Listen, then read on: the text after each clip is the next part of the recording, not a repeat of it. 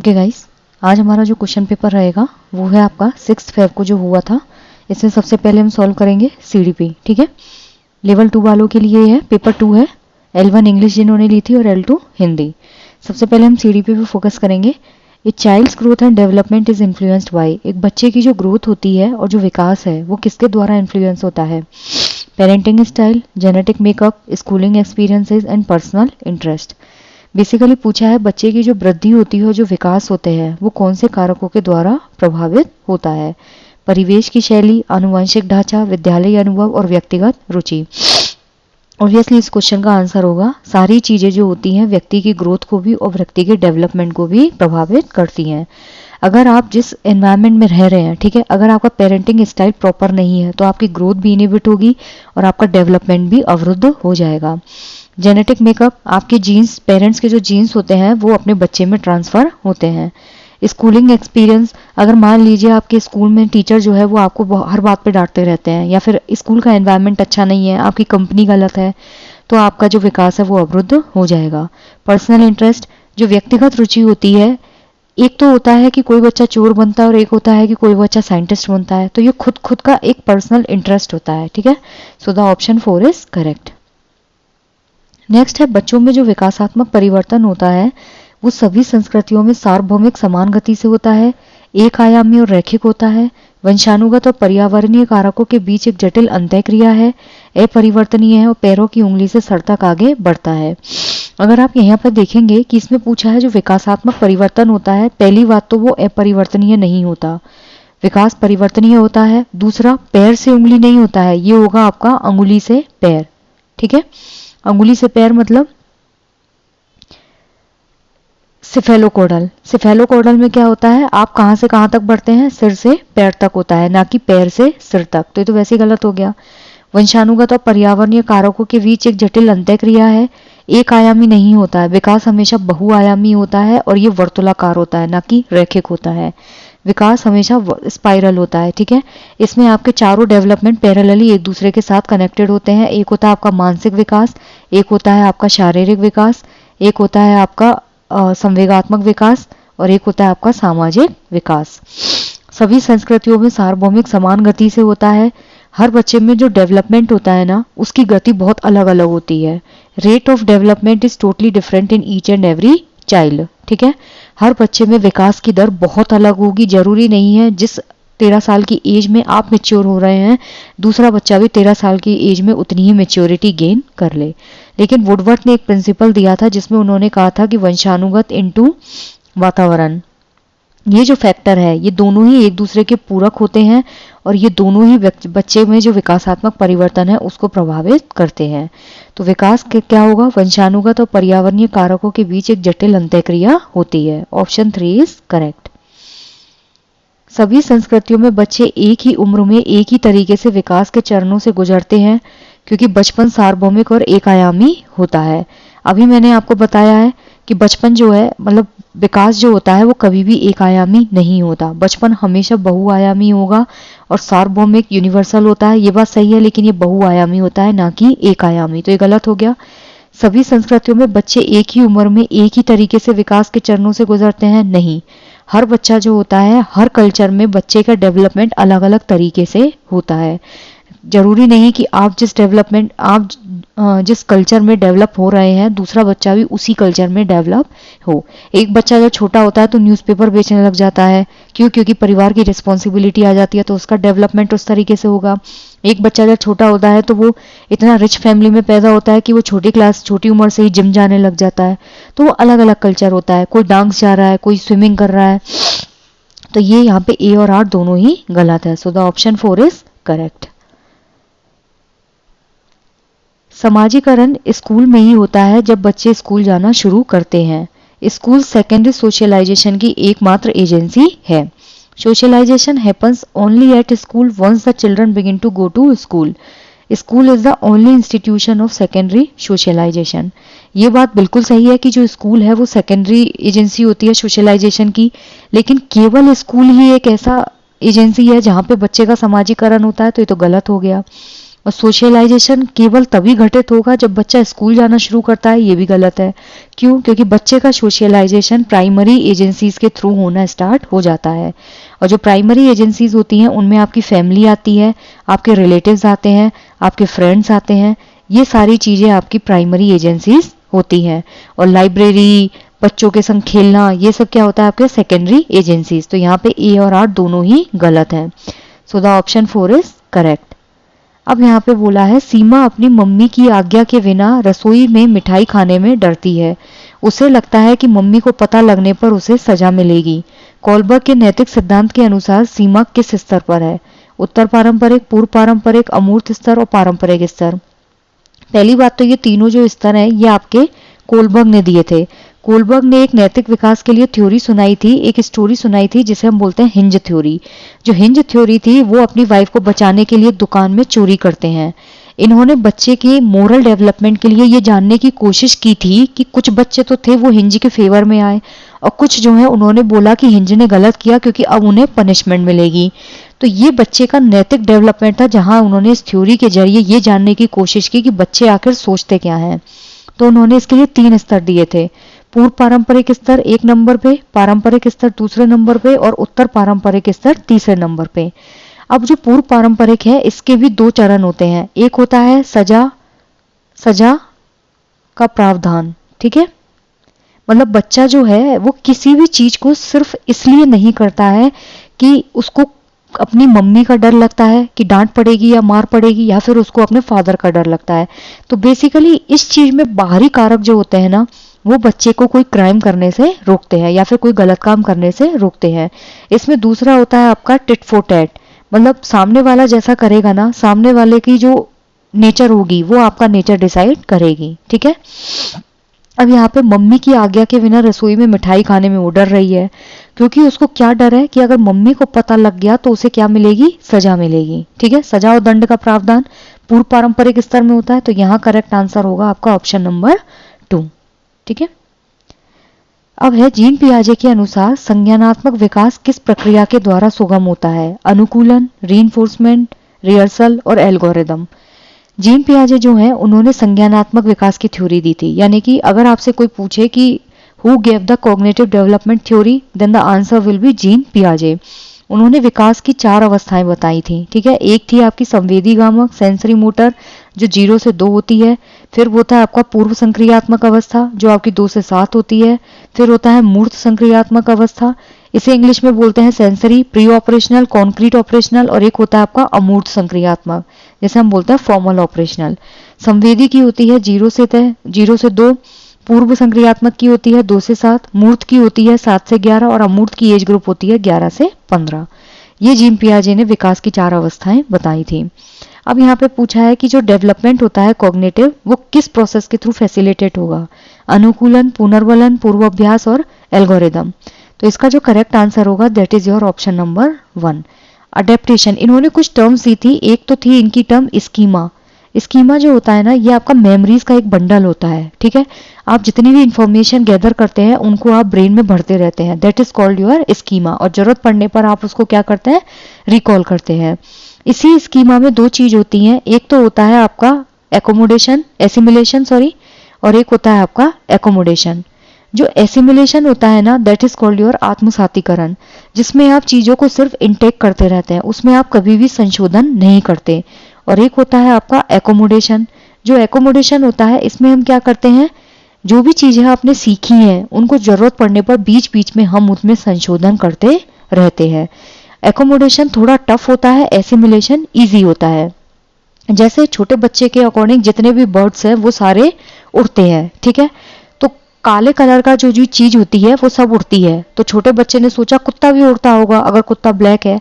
लेकिन एकोमोडेशन में उसने क्या किया? इस चीज को चेंज किया कि हर काली चीज नहीं उड़ती, और काली चीजें जरूरी नहीं कि सारी पतंग हो, सारी बर्ड्स हो। पतंग भी उड़ती है, पक्षी भी उड़ते हैं, कुत्ता जो है ब्लैक कलर का होते हुए भी जमीन पे रहता है। तो ये चीजें होती हैं एकोमोडेशन में।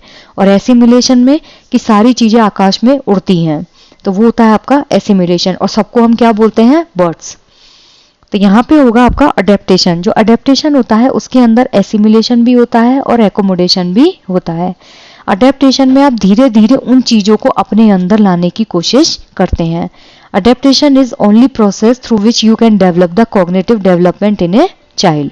सो द ऑप्शन 1 इज करेक्ट। अब हम नेक्स्ट क्वेश्चन देखेंगे।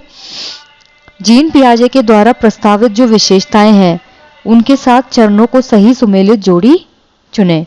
संवेदी चालक अवस्था, पूर्व संक्रियात्मक अवस्था, मूर्त संक्रियात्मक अवस्था और अमूर्त संक्रियात्मक अवस्था। यहाँ पे बेसिकली बोला है कि जो जीन पियाजे हैं उन्होंने 4 अवस्थाएं बताई थी विकास की, ठीक है। इन चारों अवस्थाओं में से जो आपको सबसे सही लग रही है कि ये इसके साथ मेल खाती है, उस जोड़ी को आपको इसमें चुनना है, ठीक है।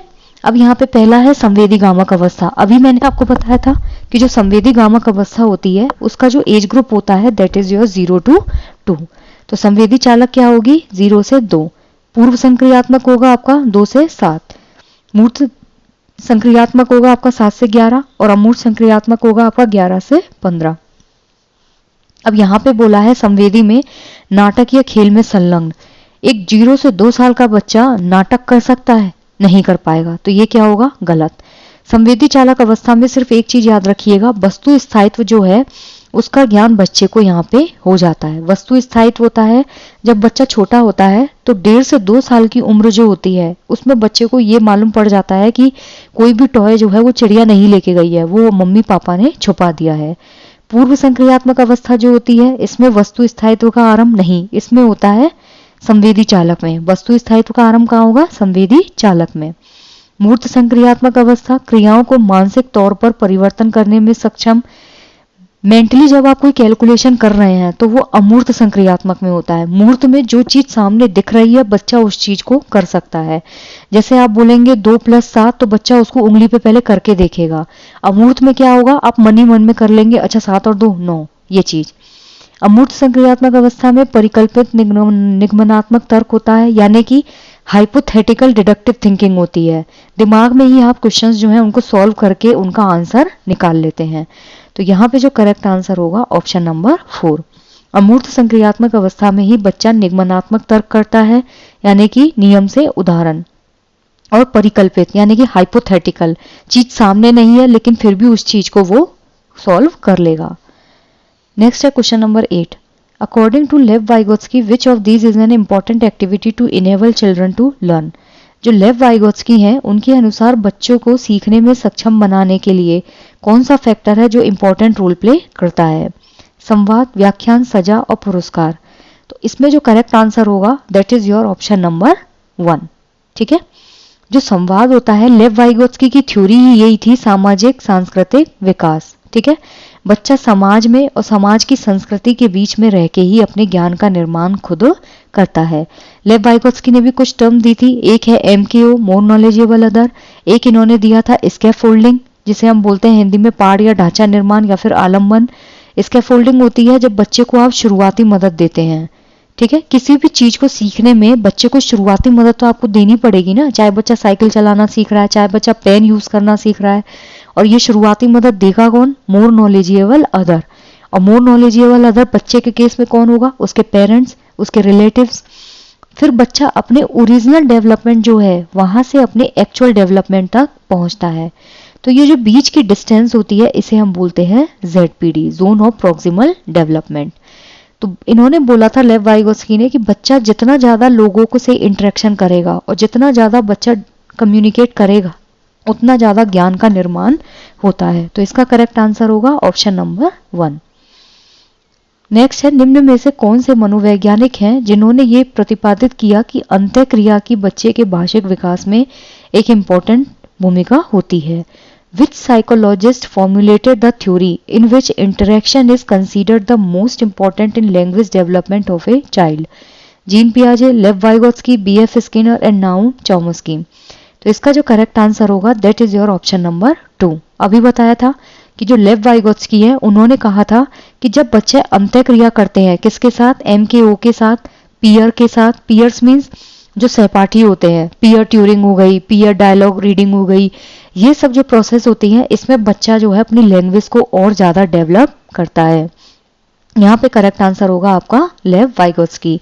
नाउम चॉम्स्की जो है उन्होंने लैंग्वेज एक्विजिशन डिवाइस बनाई थी। इन्होंने कहा था कि बच्चा जो है ना वो बचपन से ही एक इननेट क्वालिटी के साथ पैदा होता है, मतलब जन्मजात एक क्वालिटी होती है बच्चे के अंदर, किसकी? ग्रामर की। बच्चा किसी भी लैंग्वेज को लर्न कर सकता है। बीएफ स्किनर जो है इन्होंने आर थ्योरी दी थी, इन्होंने कबूतर के ऊपर एक्सपेरिमेंट किया था। इन्होंने कहा था कि बच्चे को पुनर्वलन देना जरूरी होता है। पुनर्वलन भी इन्होंने सतत पुनर्वलन और आंशिक पुनर्वलन बताए थे। तो ये है आपका, यहाँ पे आपका करेक्ट आंसर होगा लेव वाइगोत्स्की। बच्चा जितना ज़्यादा इंटरेक्ट करेगा अपने से बड़े लोगों के साथ और ज़्यादा नॉलेजेबल लोगों के साथ, बच्चा उतनी ज़्यादा ही नॉलेज गेन करेगा। नेक्स्ट है the abilities in logico mathematical intelligence include. जो तार्किक गणितीय बुद्धि होती है उसकी क्षमताओं में क्या शामिल है?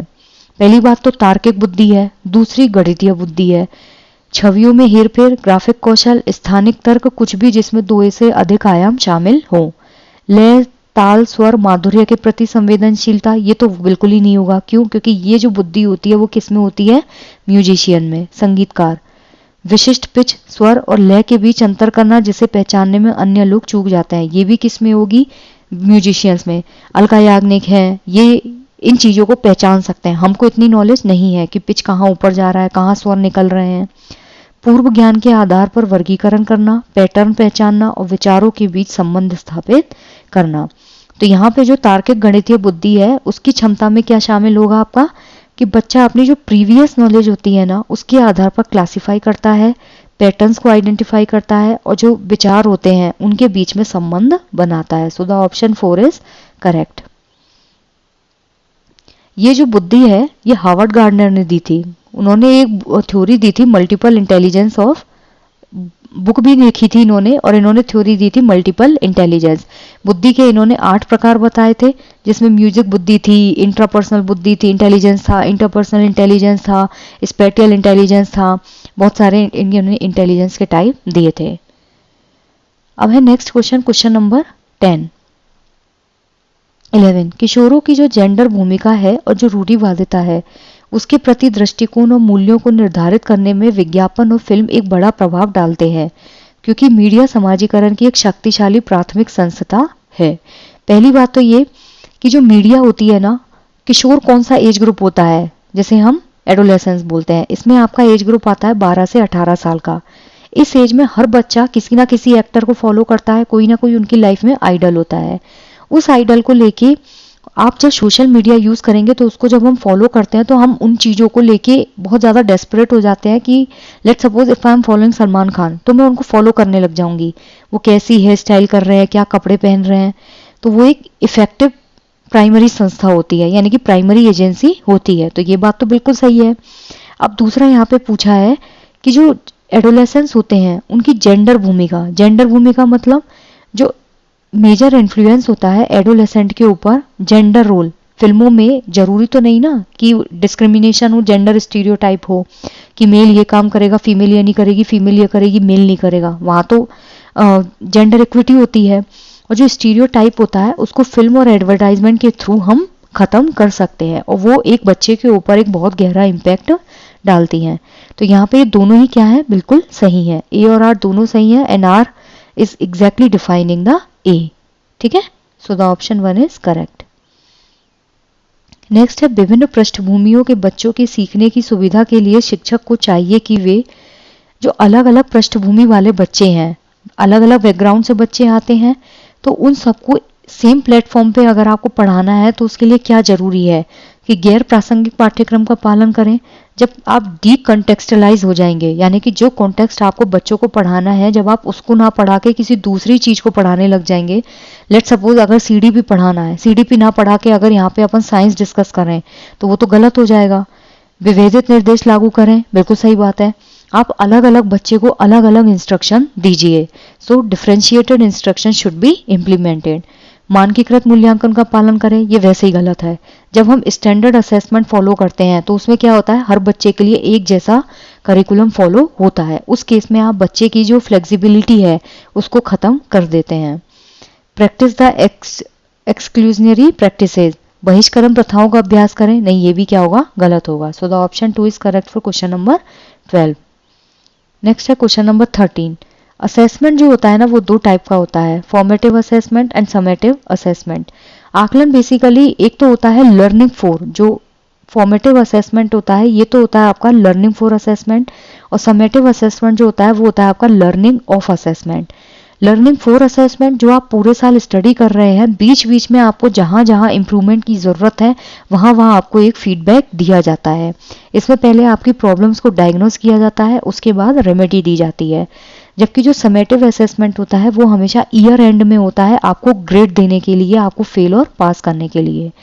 आकलन अधिगम को दिशा देता है, और किसका आकलन करना है इससे निर्धारित होना चाहिए कि क्या पढ़ाना है। इसको सीखने से नहीं जोड़ना चाहिए क्योंकि दोनों अलग अलग प्रक्रिया है, ये तो वैसे ही गलत हो गया। क्योंकि आकलन जब तक सीखने से ही नहीं जुड़ेगा आप बच्चे को इम्प्रूव कैसे करेंगे। बच्चों को समान क्षमता समूह, धीमे सीखने वाले बुद्धिमान बच्चों के पृथक समूह बनाने के लिए इस्तेमाल किया जाना चाहिए, तो बिल्कुल ही नेगेटिव है। क्योंकि बच्चों को कैटेगराइज नहीं करना है कि ये पढ़ने में कम इंटेलिजेंट है, ये इंटेलिजेंट है। बच्चों को सीखने की तैयारी से लेकर शिक्षण अधिगम प्रक्रिया का एक अभिन्न अंग होना चाहिए, ये बिल्कुल सही है।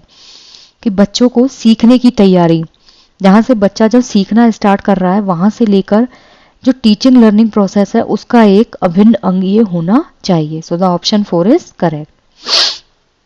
नेक्स्ट है प्रोग्रेसिव क्लासरूम जो होता है उसमें जो अधिगम है वो क्या है, व्यक्तिवादी और निष्क्रिय है, लर्निंग कभी भी पैसिव नहीं हो सकता।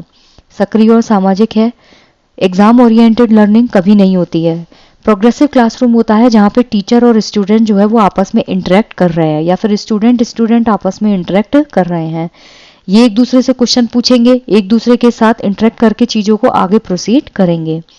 पाठ्य पुस्तक केंद्रित है नहीं, ये कभी भी टेक्स्ट बुक ओरिएंटेड नहीं होता है।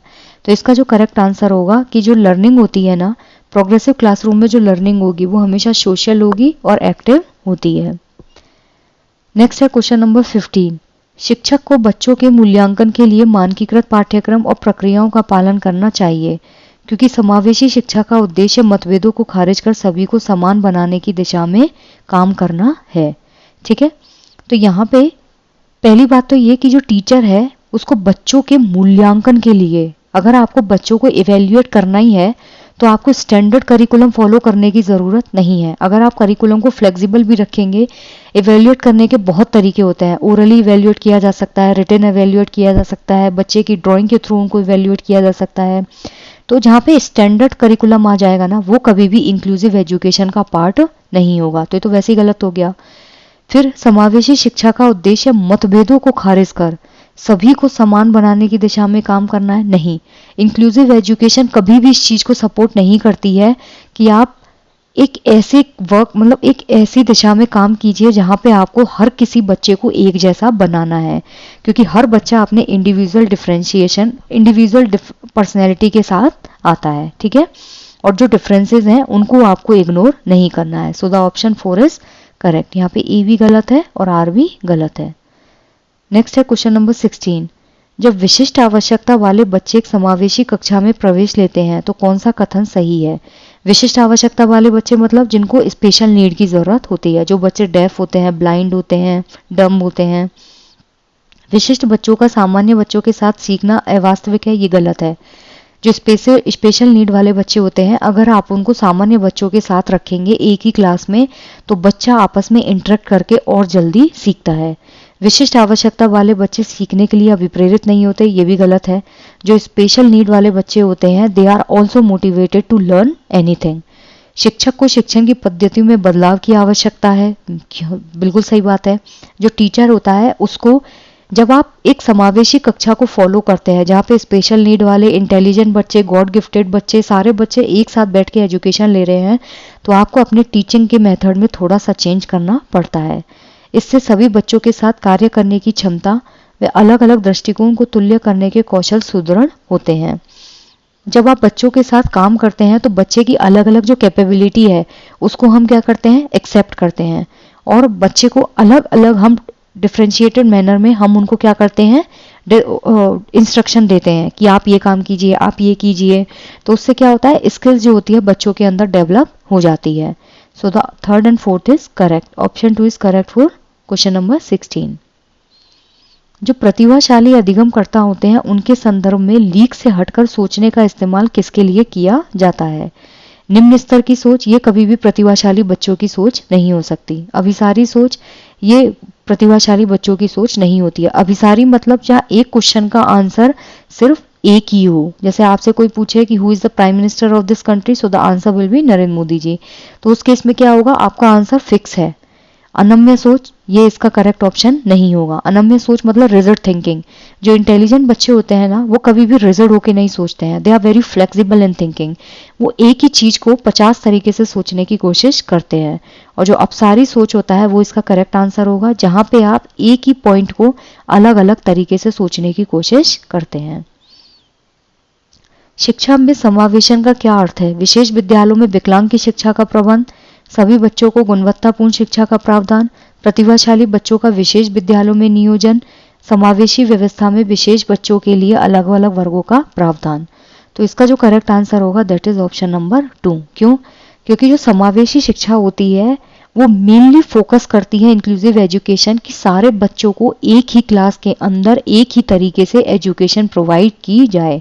चाहे उसमें विकलांग बच्चे बैठे हों, चाहे बहुत ही ज़्यादा इंटेलिजेंट बच्चे बैठे हों, चाहे ऐसे बच्चे बैठे हों जिनको बहुत क्रिएटिव थिंकिंग हो, लेकिन सारे बच्चे एक ही प्लेटफॉर्म पर एक ही जगह से एक जैसी एजुकेशन गेन करेंगे। तो इसका होगा सभी बच्चों को गुणवत्तापूर्ण शिक्षा प्रोवाइड करना। सो the option 2 is correct. Dyslexia जो है वो किससे संबंधित है? सुनने से, पढ़ने से, बोलने और सुनने से।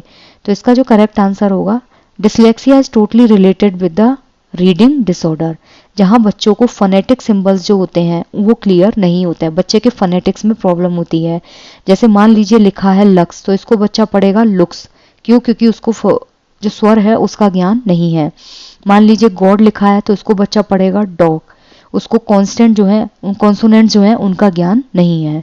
तो यहाँ पे किससे होगा? ये पढ़ने से रिलेटेड होता है। निम्नलिखित में से कौन समावेशी कक्षाओं की विशेषता नहीं है?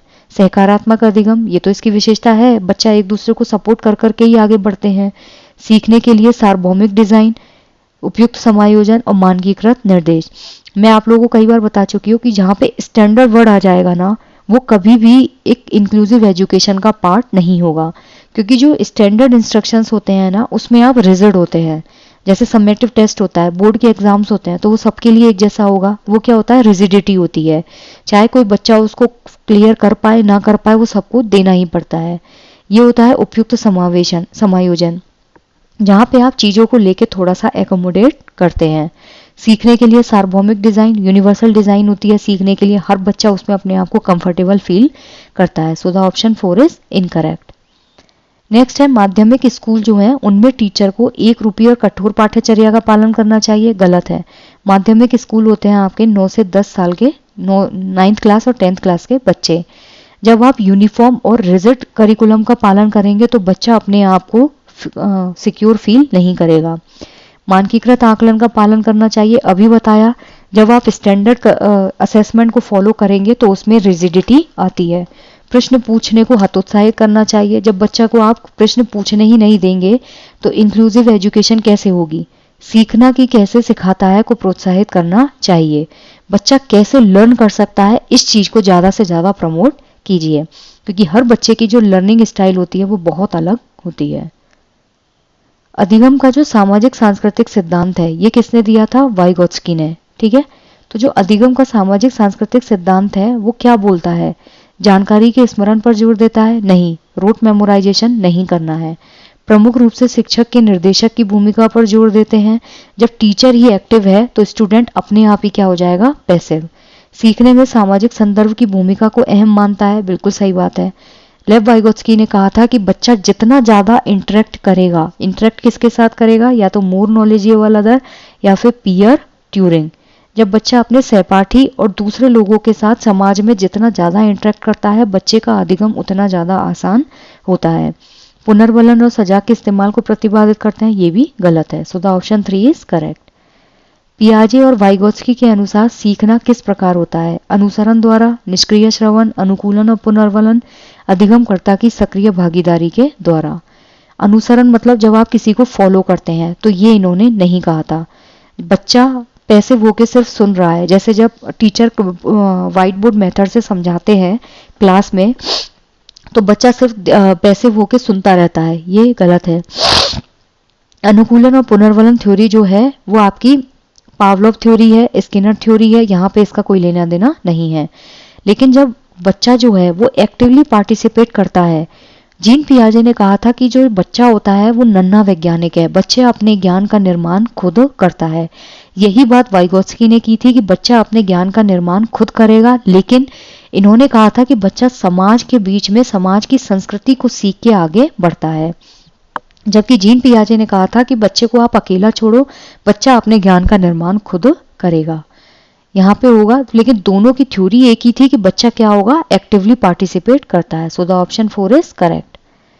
नेक्स्ट है, एक शिक्षक के रूप में आप अपने विद्यार्थियों में समस्या समाधान क्षमता को कैसे सुगम बनाएंगे, यानी कि जो प्रॉब्लम सॉल्विंग स्किल है उसको आप कैसे इजी करेंगे। भय उत्पन्न करके, ये तो गलत हो गया, बच्चे को डराना नहीं है। तनाव उत्पन्न करके, बच्चे के अंदर हमें एंजाइटी पैदा नहीं करनी है। सामग्री को निष्क्रिय और बार बार याद करने को प्रोत्साहित करके, रोट मेमोराइजेशन कभी भी प्रॉब्लम सॉल्विंग का पार्ट नहीं होता है। विचार मंथन को प्रोत्साहित करके, ऑब्वियसली अगर किसी भी प्रॉब्लम को सॉल्व करना है तो बच्चे को ब्रेन स्टॉर्मिंग जो है वो करनी पड़ेगी, यानी कि विचार जो है उनको सोचना पड़ेगा। उपमा और अनुमान जैसी रणनीतियों के उपयोग को प्रोत्साहित करके, आपको बच्चे की जो स्ट्रेटेजीज हैं या फिर बच्चा किस तरीके से चीजों को खोज सकता है, तो ह्यूरिस्टिक जो थिंग होती है, ह्यूरिस्टिक थ्योरी जो है उसको प्रमोट करना होगा। So the option 4 is correct. Next है question number 25, when students experience the emotion of, बच्चे जब एक्सपीरियंस करते हैं किस इमोशन को, there learning is likely to be influenced positively, तो बच्चे की जो लर्निंग होती है वो पॉजिटिवली इन्फ्लुएंस होती है। बच्चा अगर टेंशन में रहेगा तो बच्चा कभी भी लर्निंग नहीं कर पाएगा, और पॉजिटिव लर्निंग तो तब कभी भी नहीं होगी। शेम, बच्चे को अगर आप शर्म फील करवा रहे हैं, तो जैसे मान लीजिए कोई बच्चा पढ़ने में कमजोर है, अगर आप 50 लोगों के सामने उसकी इंसल्ट करेंगे, बच्चे को ह्यूमिलिएट करना, बच्चे को टेंशन देना, बच्चे को ये फील करवाना कि तुमको कुछ नहीं आता है, ये तीनों ही क्या है, नेगेटिव हैं। ये कभी भी पॉजिटिव लर्निंग को प्रमोट नहीं कर सकते। लेकिन जब आप बच्चे की नीड जो है या फिर बच्चे के क्वेश्चंस के आंसर देके उसको सेटिस्फाई करते हैं, तो बच्चे की लर्निंग पर एक पॉजिटिव इफेक्ट पड़ता है। So the option 4 is correct. Next है क्वेश्चन नंबर 26, अपने पूर्व ज्ञान के आधार पर बच्चों के सहज अनुमान लगाने को क्या किया जाना चाहिए, हतोत्साहित, सुसादित, खारिज और दंडित। ऑब्वियसली इसको आप क्या करेंगे, फैसिलिटेट करेंगे। सो the option 2 is correct. Let suppose बच्चा जो है, इसको आप कोई टॉपिक पढ़ा रहे हैं, हमने पढ़ाया इंक्लूसिव एजुकेशन। अब बच्चे को समावेशी शिक्षा के बारे में पहले से ही बहुत चीजें हैं जिनका उसको ज्ञान है, तो बच्चा प्रीवियस नॉलेज को यूज करके बहुत चीजों को अपने लिए इजी बना लेगा। तो हमको उसकी प्रीवियस नॉलेज को कभी भी डिस्करेज नहीं करना है, ना ही उसकी प्रीवियस नॉलेज को हमें डिसमिस करना है, ना ही उसको पनिश करना है, बल्कि उसकी प्रीवियस नॉलेज को यूज करके उसको नई नॉलेज जोड़ के उसको पढ़ाना है। विद्यार्थियों की अर्थ बनाने की प्रक्रिया को किस प्रकार सुगम बनाया जाना चाहिए। जब हम अर्थपूर्ण अधिगम करते हैं, आप जो भी लर्निंग कर रहे हैं वो इफेक्टिव होनी चाहिए, ऐसे नहीं बस टाइम पास के लिए हम पढ़ते जा रहे हैं। बार बार अभ्यास पर जोर देकर, ये हमेशा रूट मेमोराइजेशन का पार्ट होता है। जब आप कोई भी प्रैक्टिस ड्रिल करवा रहे हैं या फिर प्रैक्टिस करवा रहे हैं बार बार, तो ये क्या होगा, रूट मेमोराइजेशन। निष्क्रिय अनुकरण द्वारा बच्चे को पैसिवली फॉलो नहीं करवाना है, ऐसा नहीं टीचर तो एक्टिव है। व्याख्यान मेथड जो होता है हिंदी में, इसमें बच्चा हमेशा पैसिव रहता है और टीचर हमेशा एक्टिव रहता है। सेम जो स्टोरी मेथड होता है, स्टोरी टेलिंग मेथड, उसमें टीचर तो एक्टिव होता है लेकिन बच्चा पैसिव होता है। बाय गिविंग मटेरियल रिवॉर्ड, भौतिक पुरस्कार जब आप बच्चे को दे देंगे तो जब तक आप उसको रिवॉर्ड दे रहे हैं तब तक तो वो एक्टिवली पार्टिसिपेट करेगा, लेकिन वो इनर मोटिवेशन होता है उसके लिए वो उस चीज को नहीं करेगा।